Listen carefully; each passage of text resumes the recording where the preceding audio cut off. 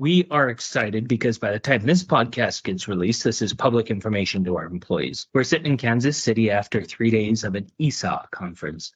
And I guess we learned a ton. But let's start with Chad. What in the world is ESOP? It is employee ownership. It really gives the employees a platform to help drive or feel like they have an impact on the performance of a company at the heart of it and benefit from that long term. It's really been an interesting journey for Jeremy and I, the ESOP journey. And I think I've used that term. You as a CFO have had to be pretty intricately involved in this. John on our leadership team has known about this for some time. Some information you have to share with some people. And you guys know that I think 3.5 years we've been on this journey to become an ESOP. At one point decided we're going to start relating this to a baseball game. We're like running the bases. There's many innings in a baseball game. And sometimes you get home and you think, well, I got this game wrapped. But then, now you're on defense and you get whooped. So then you got to go on offense again and rip around the bases again. We finally were ninth inning late last year. To first base took a little bit, second base, third base, and now we're home. And it feels like it's a grand slam. That's one cool thing about a long journey like that. This employee stock ownership plan in my head and in Jeremy's head was such a great way to take the next however many years Wescom is, hopefully hundreds, right? To take the future earnings of Wescom and put them in the hands of the very people who are doing the work. If you go back 10 years ago when Jeremy and I first got involved in Wescom, there was 5 employees. And we were like employee number 6 and 7, right? A lot has happened since then. And this thing totally outgrew who we are. You start getting nervous, like what is going to happen here? And oh, by the way, if I'm Bob out in the field, at some point, like why,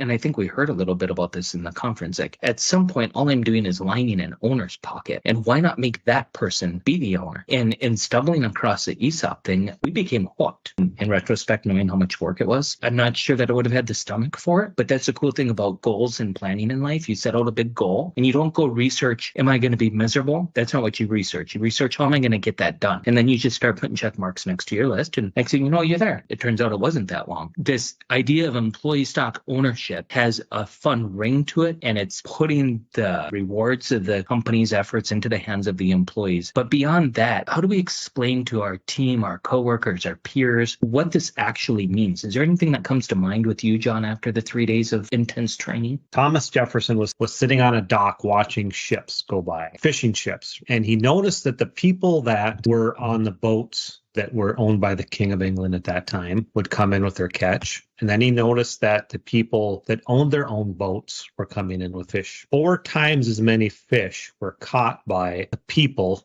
that owned their own boats than worked for the king. And what resonated with me is people, when they have ownership of something, they inherently take ownership of it, but they care more, they try harder, they're more invested. They spring out of bed in the morning. It's like, this is mine. I have a piece of it. Part of my destiny is in my own hands type of feeling because I can directly affect my future. It's interesting too, because when we first went down this journey, I attacked it from the idea of, well, how do we get the rewards to the people who are most impacting the rewards? And that's where my journey to ESOP started. I never correlated it that it would actually serve Wescom as an entity even better. Like Wescom itself is going to do better, and thereby the employees are going to do better. I looked at it as though Wescom's already doing marvelous, awesome things, safely energizing America. I just want the rewards to go to the employees. Go to these 3 days of conferences, and it's like, wait a second, you're telling me that when people retire within an ESOP, they typically, did I see 3 times the earnings of somebody who's as far as their valuation in their ESOP goes, 3 times that of a 401k? Wait a second, it turns out they make on average $10,000 to $20,000 more. Wait a second, they're way happier. Like all these other things that I never looked into when we were first doing it. Come with ownership. That just naturally come from ownership. And I think the reason why I never thought about that, John, is because everyone within Wescom to date has already shown that they're owners. It's hard to imagine we can do any better. I agree. I got faith in our guys and our gals that they will just naturally do better. But at the end of the day, I went into it, and so did Jeremy, with the idea that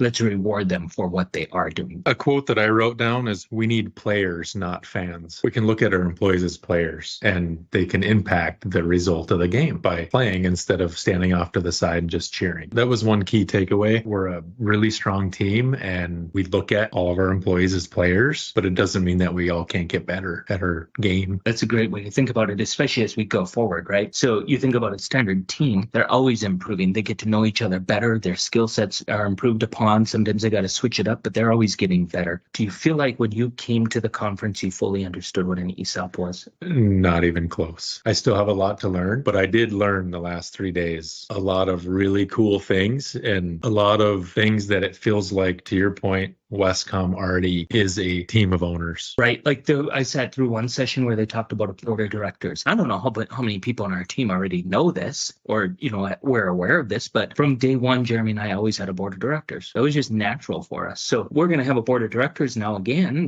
but we've never not had one. Right. And so I think Dustin was asking us hey, tell me about the board. Is that going to change things? It kind of struck me as almost a funny comment, hello, we've had a board forever. What would change? But it was just an innocent comment because he had no idea we had a board, or, he knew at one time we did. He wasn't sure if we still do or what their involvement was. What about you, John? Did you understand ESOP before we came? Not nearly as much as I do now, and we have a long way to go. But the interesting thing to me is there's always more to learn. We sat next to people that have been in ESOPs for 30 years and they're still coming to conferences. And to me, that's really exciting. You never get to say, okay, we arrived, we understand everything 100% perfectly, game over. It's a continuing education piece in the sense that there's so much to learn. The basic nuts and bolts and structure of it. So there was a great speaker this morning who left it, and he quoted somebody else. But this individual had been successful, and he was talking to a peer, and the peer asked him, hey, use Tom, how are things going? And he said, oh, well, we're almost there. And then, several years later, the individual gets mentioned in Inc. magazine that he's one of the best and made $1 billion or whatever. And so his peer asks him again, well, hey, how's it going? And he says, oh, I'm almost there. And he said, what do you mean? You told me that 10 years ago you were almost there. And he said, yeah, the problem is they're moved. And I thought that was such a cool thing of looking at even our journey as a company. 10 years ago, I didn't know we were going to be an ESOP. I would have never guessed we'd be an ESOP. But I knew one thing. We were going to go out and we were going to safely energize America. And as we've been working towards that goal, it became very clear that in order to continue going forward in the right way, we've got to figure out the ownership structure that rewards the very people who are working their tails off. And ESOP solves all of it. Did you leave with any big surprise? And we'll start with you, John. Was there any surprise that you learned this week? One surprise is I thought that people would hear that they're now an employee owner, and it would be just change their lives like that. It would just mean so much to them that's all you have to do is make this announcement that you're an employee owner and it's game over. But I heard some statistics that go a lot deeper than that. So if you take company A and company B, and they're exactly the same. Company A is a traditional company. Company B is an ESOP. Company B is going to do 2.5% better than company A. Just being an ESOP, you'll get some buy-in and people will do better. But if you take company B and make it an engaged company, 500 times better than a traditional company. So we have work to do to educate our people, us, myself. When I say our people, I mean me specifically, along with other people, about what it means and getting them to understand and buy into the ESOP model. Because I heard again and again, it's got to be sold. People have to understand how it impacts them and how it benefits them. And then they buy into this mission of, hey, yeah, I am going to energize America with Wescom. And at the end of the journey, there'll be a nice reward for me. It was interesting because we brought somebody with us who the team will meet, one of them, basically, to help understand ESOP and be kind of an employee ambassador, if you will, or an employee cheerleader about this. And so we asked him yesterday, what was your thought of an ESOP before you came to the conference? And he said, to be honest, I didn't have a thought. When you told me ESOP, I went online and I Googled ESOP, and all I could find was really cool things about ESOPs. I couldn't find anything bad. So I thought it must be good. I think that's an important spot for people to start. I hope we don't have to sell really hard. I hope we can just educate. And through that, people can understand. But I do think that's sometimes selling is educating, right? Or educating is selling, however you look at it. But I hope folks can understand that this was really a big process to get here. And we can look at it as though, Shane and Jeremy could have done a lot of different things as owners, right? We could have done this for another 25, 35 years. We could have sold the business. We could have shut it down. We could have done it for another 5. There's all kinds of options. But because we have many, many people on this team who've worked for us for a long time, and I don't know just them. I know them. I know their spouse. I know their children. I know their goals. I know their dreams. We've seen farmers go from a ranch hand to presidents of a full division. These guys mean everything to us. The ability to gift them, essentially, shares in the company that they can then go ahead and cash in when the time is right for them is really, really quite cool, especially because they're not buying in. They are, in a sense, because if they show up and they do their job, they're buying it, but they already do that. So this is just an added benefit. But Chad, was there a big surprise for you this week? I think the big surprise to me was the ESOP will gain momentum because of the employees. They will drive the performance of it. It won't be the leaders that drive the performance and the buy-in of it. It's going to be the employees. It's going to be the cheerleaders or the ambassadors that you talked about that are going to tell their peer about it and tell maybe a potential employee about it, about how cool it is when they get their statement and they actually have a stake and a balance in an account that they can pull when they retire or close to retirement or when they leave the company. There's tangible value that they get from all the hard work and commitment that they've put into the company going forward and actually in the past. There's so much there for folks to gain hold of after they get their first couple of statements. Because one of the things I really learned is the first 10 years of an ESOP are really, really lots of positive change in the stock value and therefore positive change in an employee's overall ESOP balance. And then after that, it gets a little bit more challenging to maintain the momentum. The stock price typically won't go down, could, right, based on market conditions and different things. But overall, the momentum in the first 10 years is really an opportunity to capitalize on that share price. I was sitting down with an engineering firm, a guy at lunch yesterday, who told me he exchanged contact information with me. And he said, in the future, if you have employees who are wondering about this, it might be helpful for them just to reach out to me. He's been an engineer at this firm for 18 years. And he said when he retires and he figures another, I think he said 18 years, he's well on pace to have over $1.5 million in his ESOP. And he told me that it's outperforming his 401k. Okay, so you're outperforming one investment over another, right? But there's a clear difference here. 401k, we take money out of your paycheck that you could otherwise use for something else. ESOP, you don't put anything in it. We just gift the shares to you based on your allocation per year, based on your compensation and hours and the like and seniority. So I thought that was really cool that there are real stories out there. These are real people. I don't know who you guys talked to at the conference, but I talked to real people who've had real impacts from their ESOP. I also liked one particular quote I heard where a guy said, ESOPs don't make billionaires. They make 10 millionaires instead. Rather than billionaires, they make millionaires. Yep. And it's just a way of better aligning the growth of a company or the worth of a company to the very people who are impacting it. As you think back, you both came with some education on ESOPs, and I think we're all learning this together. Is there anything super exciting about it to you as you look forward now and we're actually in ESOP? We've went to the conference, we've signed on the dotted line, Shane and Jeremy have agreed to it. Is there anything specific that's exciting to you, John, about being an ESOP? The ownership culture, to grow the ownership culture. We already have this culture of people caring about each other, right? Yeah. And that's a foundation of what Wescom is. When I say ownership culture, I mean all these little things that you just look at a little bit differently. One little thing that comes to mind is idling trucks. Is it the end of the world? No, it's not the end of the world. But all of a sudden, if you realize that if I idle my truck for 8 hours, times 5, times 52 weeks a year, all of a sudden there's this tangible dollar amount. And it's not about the dollar amount. Right. But it's just a sense of ownership. It's how you view it. It's not the dollar amount. It's how you view it. And pretty soon you're making sure you're getting your oil changed so your truck doesn't end up in the shop. So it can be out in the field being productive. And therefore you're more productive, taking care of the client better. Therefore we get more work. It's like all these little things that just build on each other. And through it, by the way, you're more fulfilled because you're absolutely. And as a side benefit, your stock price just went up. Right. It's not about not idling the truck. That's not the point. Right. It's just all these little tangible things that you start realizing that, hey, this is really cool. Yeah, I think it's powerful to think about the word employee ownership and just having the ownership, the benefit of the ownership too, right? Because like you said, a lot of our guys already have the ownership, but now we're going to have the benefit of that ownership. What about you, Chad? Anything surprising? Exciting, I think, for me is it really paves the way for growth, whether it's within your own company or there's a lot of companies that a lot of people we talk to where they grew just through acquisition. That's a great way to grow a company and plug more people into the ESOP and grow the share price. I like the thought of the ESOP not really slowing that down, actually doing the opposite and really giving you the runway to grow inside your company and outside of your company if you so choose. I think that's a good point. Like even when I think about ESOP, there's so many opportunities that come from being an ESOP. That's what excites me about it. And I think I even failed to really realize all of those opportunities when we first said, yeah, let's do an ESOP.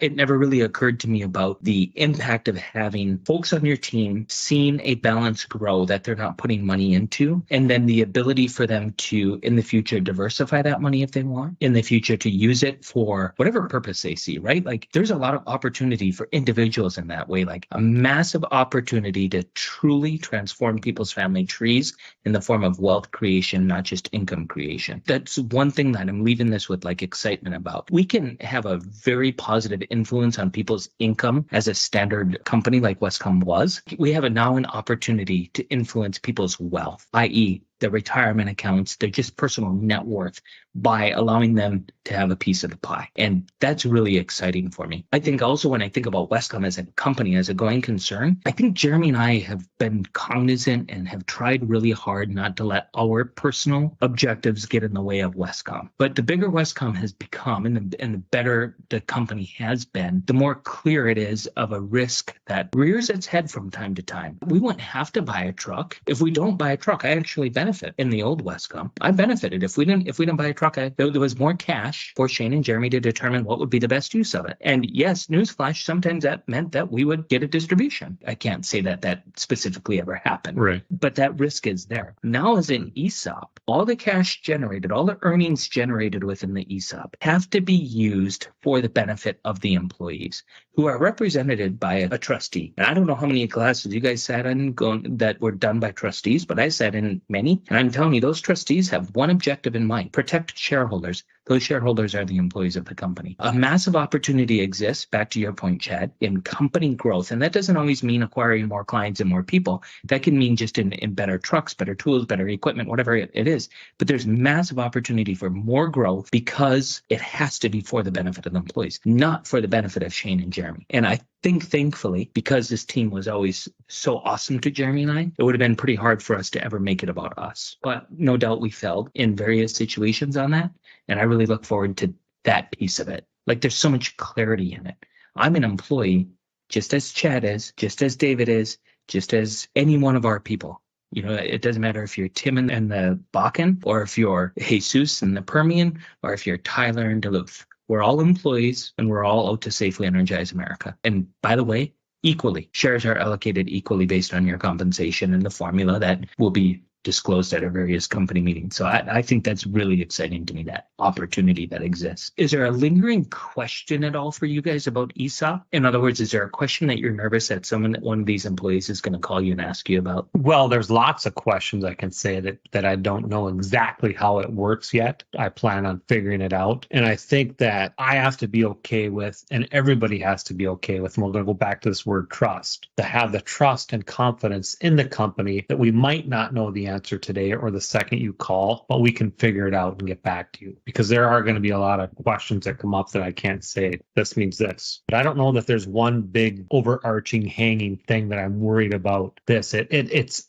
all positive things that are happening. It's just a matter of educating. You know, I use the word sold and maybe that was the wrong word, but the education piece of it is going to take some time. These plan documents we have are massive.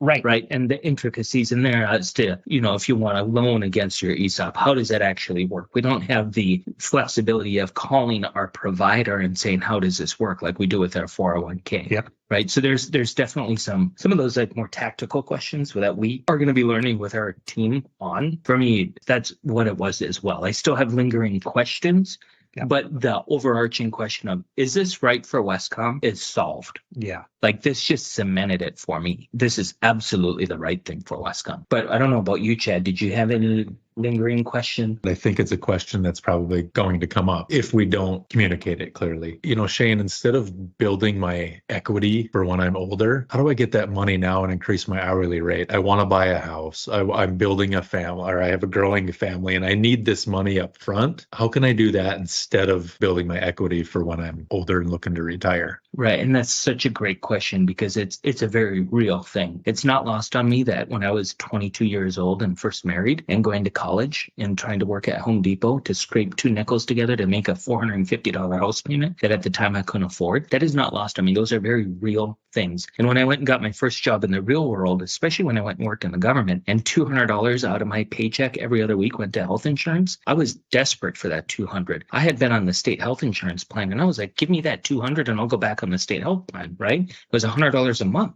not $400. I just remember the trusted individual that I was talking to at the time told me that, it's easy to get caught up in the now. And if you only stay in the now, you'll never actually win. You got to step back and say, where do I want to be? And now how's the pathway to get there? And very importantly, if we're struggling with, how do I get money to buy my first house? How do I get more money to pay for my bills at home? How do I do better? Have that conversation with your manager. Have that conversation. Call me. I love those conversations. And I'll tell you, you are going to get way further when we talk about how can you do better as an employee, Chad? How can I give you a pathway to earn more? And we solve that problem, whether it's through having a budget conversation about your expenses at home, whether it's how do we get you more money by getting you into a different position, getting your journeyman card, moving into a pusher role, moving into a senior environmental tech, moving into a senior accountant. All these pathways exist. So let's talk about how we can solve that. And also let's talk about how you could access that money. And there are some really, really cool ideas on how you can. Similar to our 401k, where if you're in a pinch and you want to take a loan against your 401k, our plan offers that. Our ESOP offers the same thing. I am not going to be recommending that you do that in most cases, just as a friend to a friend. I can't tell you what to do as an employer, right? That's not the best use of that money. And typically we should solve the root of it. That's the cool thing about going back to the opportunity about Wescom being an ESOP. Nothing changes in our manager's abilities to properly compensate you. If there's a cash issue, let's have the real conversation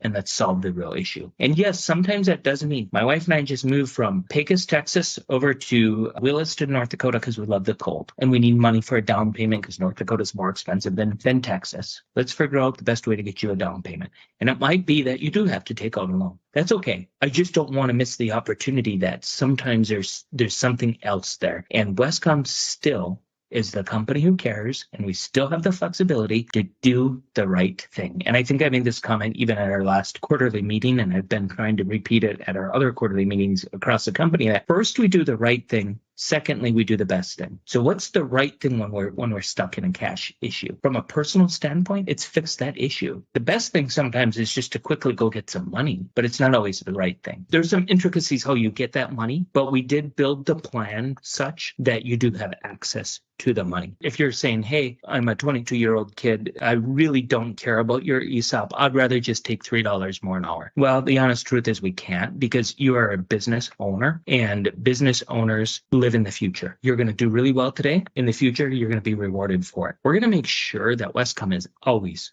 and I hope we never ever lose this. So long as we're together, we won't. Wescom best be the best paying place for the best people in the best areas to operate. Well, one thing that they brought out that I thought was really cool is we can talk about it as a wealth building tool. And what does building wealth mean? Doesn't mean buying a lottery ticket and getting rich the next day, does it? Wealth building is this process of time and money. And like was it Einstein said that compound interest is the ninth wonder of the world, or whatever he said. When you allow things to have time, it builds wealth. And that's what this ESOP does. It's a wealth building tool. I just think back. I mean, I'm telling you guys, I lived through some pretty tough times. I have 9 children. I went to college when I had those kids, right? The first time when I went, I ended with a couple kids. Then after several years later, I went back to get my bachelor's degree. And that's when I graduated with that. I had 7 kids. I was making $21 an hour working for the government. It wasn't a pleasant time in my life when I got involved in Wescom. There was many times within Wescom where I could have just hung it up. In 2016 in North Dakota when the market crashed. I mean, come on, I had to go take a loan against my 401k. The very thing that I was so excited that I had. Jeremy and I had to go take a loan against our 401k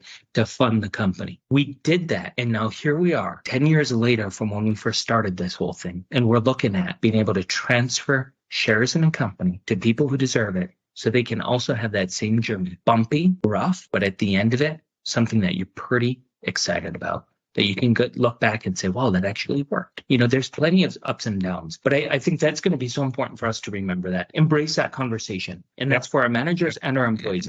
If an employee is on our team and they're wondering about that, don't sit in the dark about it. Pick up the phone and call us, and we're going to have that conversation. And there's no judgment about it, because I just told you, I literally was on the state health insurance plan for many years. There was nothing. And I grew up in a family that had nothing. If I can do it, anyone here can do it. And the ESOP is an excellent avenue to get there, by the way. I've met so many millionaires today, or in the last 3 days at this ESOP conference. I'm not talking 100-aires. I'm not talking 1,000-aires. I'm not talking hundreds of thousands. I mean, there was an ESOP company in one of my classes today. They've been in ESOP for 13 years. And one of the individuals in that ESOP has $300,000. She put in $0. He has $300,000. I don't know that Wescom's going to do that. We'll see. Right? I got faith that it's going to grow massive. We have projections together. We have some really cool numbers, and we'll be happy to share those with people when they ask, and as much information as we can. But they're projections, and they're just that, right? A lot can happen. I'm just saying that there's such an opportunity for people to get transformed, the wealth piece of it. And wealth, we oftentimes think of as money. And clearly the ESOP, there's a financial component to it. But really what it is, it's a piece of you. So,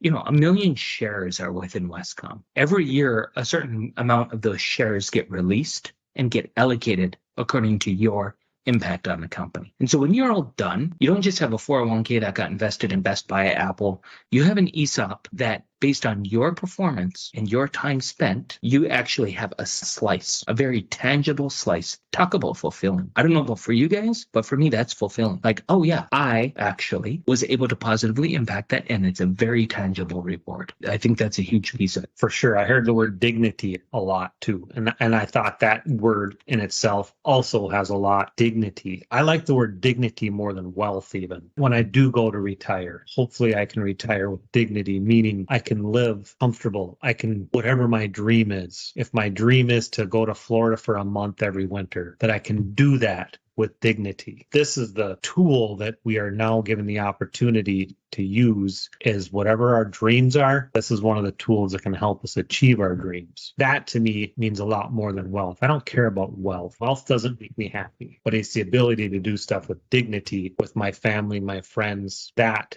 And like you said earlier, the biggest part of it is I don't want to live my life 15 years from now. Like, life sucks until I get to 15 years from now, 20 years from now, 30 years from now, and I can retire and finally get out of this rat race. What if I can be excited and enthused about the next 15 to 20 years, and at the end of it have a little bit of dignity to retire with? That's way more exciting to me. And I think that's why it's so important. We talk about, in a very open way, about your earnings today. And oh, by the way, just in exchange, as an added benefit, you're now getting shares allocated. In fact, you're not allowed to buy into our ESOP. It's not even an option. You cannot buy shares within Wescom Inc. Yep. There's only one way you get shares here. You have to earn them. That's the only way. And once you earn them, I cannot take them from you. Chad, you can't take them from anybody. John, you can't take them. There's only one way to get rid of them. That is to sell them back to Wescom. That then we can then reallocate to other participants in the plan. So I think in a very real way, you're absolutely right. We don't care about 15 years down the path. There's some security for a lot of us to just know that there's something happening behind the scenes. And for me, I'm not very smart when it comes to dual playing. I tend to play in the present. So I just like having the knowledge that somebody somewhere, somehow this thing is working out, right? And I've seen enough real life examples in the last 3 days at this NCEO conference to believe that that's true. It's pretty legit. But I think, Chad, from your perspective, because you're a finance guy, is it too good to be true that you just get shares? Doesn't that feel too good to be true? It's a complicated setup, so we won't get into how it's all set up, how the money is and the shares are derived, I guess. It's the profit of the company. There's a tax benefit to being an ESOP where you don't actually get taxed on that profit. What would go to the government from a tax standpoint actually goes into the ESOP and helps drive up the share price, and that's actually what sits in people's accounts. There's a huge swing in what your profits do at the end of the year. Instead of a percentage of them going to the government, they go back to the employees. To John's point, that's what builds their pot of dignity for later years. It's a great summary of exactly what happens. Historically, Wescom would make money because in business, you have to make money. A large sum of it would go to the federal and state government for taxes. And now we can instead use that to redeem and gift shares to people without any impact. Do our employees have to worry, Chad, about debt? No. Now that they're owners, should they be freaking out? Like, wait a second, I didn't sign up to be an owner. No, there's no risk in an employee from a debt standpoint. There's still a board that we have in place. There's a leadership team that makes those decisions. There's trustees. There's legal counsel that we pay to help figure all this stuff out and to make sure that the employee is represented and is covered from a legal standpoint. Really, what they have is a share. They're being allocated shares in a company, which is much like within your 401k. I think we heard some analogies this week, like remind your team members that when you own a share of Apple, you don't get to call up Tim Cook. Is he after that? Whatever. You don't get to call him up and say, hey, I want, this person at the Apple store to be fired because he's a wipeout. That's just not what happens. You have a share and you trust the company leadership to make good decisions so that your share price goes up and thereby you get a benefit. There's going to be a lot for us to unpack over the next several months with this, and we're no doubt going to have additional podcasts, some that are reserved for only internal employees as to some intricate details. But boy, for those other business owners who are trying to figure out transition plans and what to do, and hopefully part of that big question is, how do I reward my employees? I'm telling you, fact is, with our plan, we're giving people credit for prior years served. So for those folks who've been on our team for a long time, on day one, we've refunded our ESOP plan. That was a big surprise to me. Do you know that's very rare? I didn't realize that it's that rare. And that's not anything. It was just the way our transaction worked out is we pre-funded it. So on day one, 20% of our shares go to our employees, right? That's really, really cool. And hopefully if other people are thinking about business future and what to do, they consider an ESOP, because those folks who really have come along with us for this far, I talked about 2016, it was a real thing. And everyone who was here in 2016 still remembers that real feeling. And they also remember, by the way, helping hang sheetrock at 7:00 at the apartment at our shop in Newtown. Oh, by the way, they also remember trying to lift up my sunken soul out on the Little Missouri, trying to catch some fish in the moments of depression in between trying to find clients that didn't exist. And for them to be able to get a piece of that going forward is so incredibly awesome. And I just think it's going to be transformational for everybody. Time will tell if this was the best decision for Wescom, but I hope, like everything, folks can think about the intent. And the intent here was to reward the folks for the efforts that they've done. And while all these details have a lot to shake out yet, that intent, that will never shift. So regardless of how this ends, whether you have $100 in your ESOP, $100,000 or $1 million, hopefully what really happened was you felt like you got your piece because you deserve it. And that goes for everyone on the leadership team, just like it does for the applicants and secretaries. So I think it was a great conference and I look forward to more. Yeah. One more thing about people thinking about it that we didn't get into at all, but there's some great tax benefits also. Yeah, there is. As far as for people looking to convert to an ESOP. Yes. Yeah, there's some massive tax benefits. I mean, you don't pay income tax. It's huge. It's a qualified retirement plan. And so I think that as a leadership team and as a board and as a company, we know how to spend money that the company generates a bit better than the federal and state governments. Just a thought that I have. So gotta go all around a limb here, folks. Yeah. But you guys, thanks for coming to the conference and thanks for learning more about ESOPs. I look forward to the future. It was great to be there. Thanks, Shane. Yep. Thank you.